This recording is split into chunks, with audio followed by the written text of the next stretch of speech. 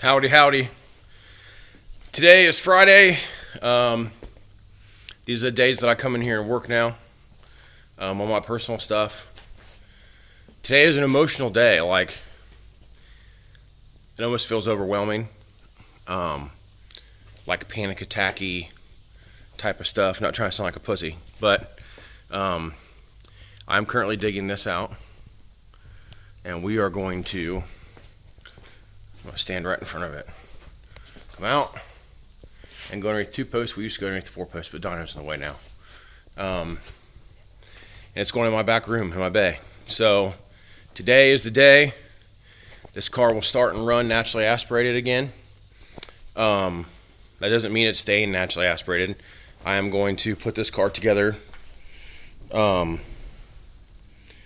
the turbo on it and fire it and get it running and make sure it's all good with the new cams and stuff in it. Get the new injector set up and everything like that. And yeah, so this car will run and move on its own after today. And then I got to finish the hot side and the cold side piping, which we're going to get started on today too. So the header's done. I need to weld a V-band on it right here. And then the header will end up back here. It pops out underneath the brake master cylinder. That pipe will come over here where the turbo will be sitting at a different angle. And the turbo is going to sit right here where the airbox used to sit. Our RK Sport, there's a stock hood that's going to go back on the car for now. But the RK Sport hood has a functional ram air that dumps right here. So that'll feed the turbo with fresh air. So I'm going to put the header on and leave it open. Put my coils back on. Plug wires. The new injectors, get the old 320s out of there that came with the blower kit. All of that. And this car is going to fire today and run today in A. We got a couple more things to do. Now I got to put the intake gaskets in it. The frolic spacer and the gaskets are sitting up there. I don't know that it has a belt on it right now. Not a big deal. I can go up there and order one, have one here in a little bit. But the throttle body's already on there with its gasket. It has an throttle position sensor on it every fucking time I try to record a video, I swear. Oop. Somebody fucking text me or something and it sounds like shit in the video. Super emotional. I feel like weight on my chest about starting this car. It's been 3.5 years for no reason. I drove this car into this spot 3.5 years ago. And then we got distracted because we bought that black piece of shit back there, the GTO. Which isn't a piece of shit, but which all is a distraction from the Camaro. Yeah. There it is. Boop. So, and then Hayden 65 Volkswagen bus back there. Which there's the engine for the Camaro and a bunch of parts for the Camaro's engine. I have most of the stuff to put the Camaro together, honestly. But that was 4.5 years ago. We took a break from the Camaro to build the Cavalier. That we built in 6 months. And yeah, so it's already got a new oil filter on it. It's got fresh oil in it. I cleaned the engine out because it sat open forever with the timing cover loose and the valve covers off. And I had a jacket over it. The car has probably spent at least 2.5 of those years inside in this spot, or in different spots, like in my back bay or wherever, being moved around. I pulled the gas cap off the other day. I have no clue how much gas I left in this car, because this car wasn't supposed to be down long. I literally had everything, but I had to build the header. I was going to buy a Holley Terminator, and I was going to put a big boy clutch in it, and we were going to go for like 700-800 wheel. So right now, it still has the spec disc with the factory pressure plate. I have to pull the trans for trans mounts at some point anyway. That clutch probably isn't going to hold anything for power. So as soon as I get it running and driving and get all the turbo stuff finished, the first thing we need to do before we even put it on a dyno, I just need to take a day, yank the trans, put the whole spec clutch setup in it, put the trans back in with the poly mounts in it, because that's come out for that anyway. And then we'll put it on the rollers and start tuning on it. So this thing should make 450, maybe a little more. on pump, 93. I don't know if we're going to go straight E out of the gate and I'm just going to run this fuel out of the car or drain it and use it for their lawnmower. It still smells good. And go straight E85 with it like the goat. It's really annoying chasing E stations. Until I put a standalone in here, there's no options for flex fuel. With this stock computer's ass. So I'll put the blower flash back on it. Dude, I'm telling you. I'll put the blower flash back on it, and it's good for like 2 bar, so like 14.7 pounds of boost. I can do a fake 1.5 bar probably and lose some resolution. We might do that if the clutch will hold it or if we have enough pump. I have enough injector for like 550. I have RC1000s. I have a 340 in the tank, an AEM or a Racetronics. I can't remember. I think it's a Racetronics. There's a Racetronics 340 in the tank. I haven't done the math on what that'll hold, but the tune is going to limit me. If I do a nice clean tune to 1 bar, will limit it to 14.7 pounds. Now, the car should make 220 to 250 NA with this custom intake manifold and those camshafts in it. So on 15 pounds of boost, it should make double, which would be 400 to 500 horse. So we will see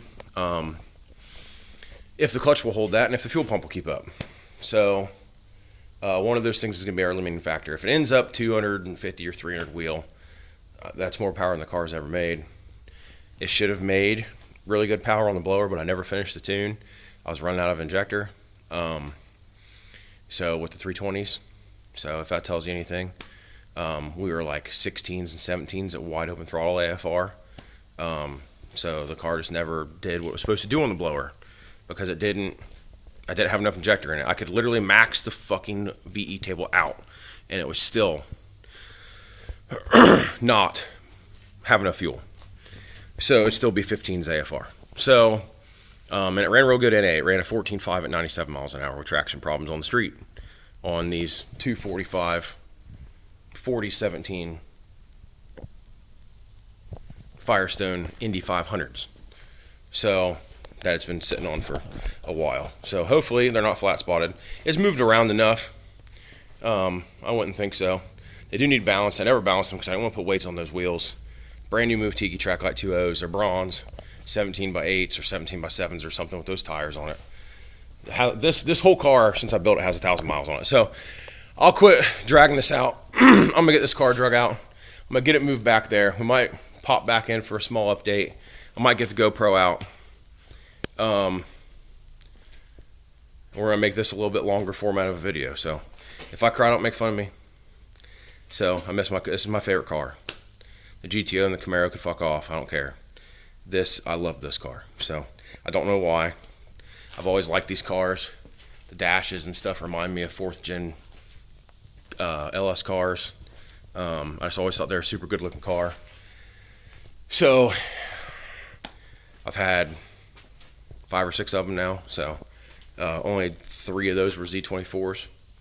So yeah, the green car, my white car, and the silver car, which silver car's engine sitting back there. So silver car's transmission's in here with a maximizer LSD in it. So anyway, like I said, I'm gonna quit rambling. It's been 9 minutes now.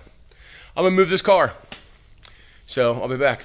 See you guys in a few, not a mew, not a mew, few.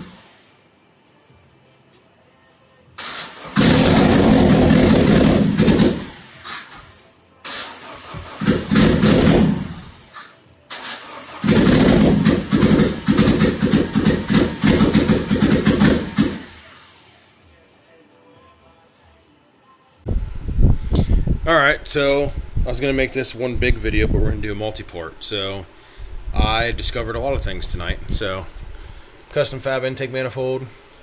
I was unprepared. Didn't have a throttle position sensor adapter, which I was just going to plug in the factory throttle body and let it hang. Didn't have a way to block off the IAC. I had a ferrolic spacer made and some rubber gaskets. I aviation sealing all that together. Was hopeful that was enough to get the intake manifold off the throttle body, or off the alternator. It still hits the alternator right here. So I need a thicker spacer made, probably double the thickness. I went to the hardware store and got bolts that were too long. Had to stack washers, then found out it was still hitting the alternator. It wasn't sealing against the cylinder head. It also wants to push the rubber gaskets, so we might have to figure something out there. Ended up putting an HO manifold on it off of Breda GTZ. Found out that the RC injectors we have, so we have RC 1000s, and they're an EV1 style connector. These are a Delphi connector, so it has the 320cc injectors in it that came with the blower kit. Those are in there. Could not find my plug wires. Had to go to town and get plug wires. Everything's just kind of like a rat's nest in here right now, just trying to get it figured out. Got the coils mounted, got the plug wires hooked up, which they're a rat's nest too. The car runs now, but it won't stay running. It has no oxygen sensor in it, so I'm surprised it even starts. So got an oxygen sensor ordered, got Delphi to EV1 connector adapters ordered, got a Ford throttle position sensor connector ordered, all supposed to be here tomorrow. Except for the EV1s. I think the TPS sensor connector is supposed to be here tomorrow from Amazon. Oxygen sensor is supposed to be here tomorrow. Exhaust manifold gasket is supposed to be here tomorrow. So we don't have the header put on there yet, and I realized the header was going to need a decent amount, a little bit more work, so I wanted to get this thing running, which we've had it running with no manifold on it, open head, which is pretty sweet, blowing flames all over the firewall. It won't start with the key, so we need to figure that out. The gas that's in it, impressively, still smells amazing. It's 3.5 years old, but the car sat inside the whole time. So I also need to make a block-off plate right there where the power steering used to go. We're no longer running power steering because the hex drive that's in that is a half-inch hex drive. It's running a fuel pump, which is what was on Brady's car, and I need a 9/16 hex. And the camshaft not only is too long to put a 9/16 hex in right there, the camshaft lands too far out in the cylinder head. I don't have the equipment to do that, so no more power steering. The battery's temporarily sitting here. The battery tray and everything is deleted, but I put the battery there because we don't have cables or anything yet to put the battery in the trunk. So tomorrow we're gonna come up here and throw the header on and the O2 sensor in it, and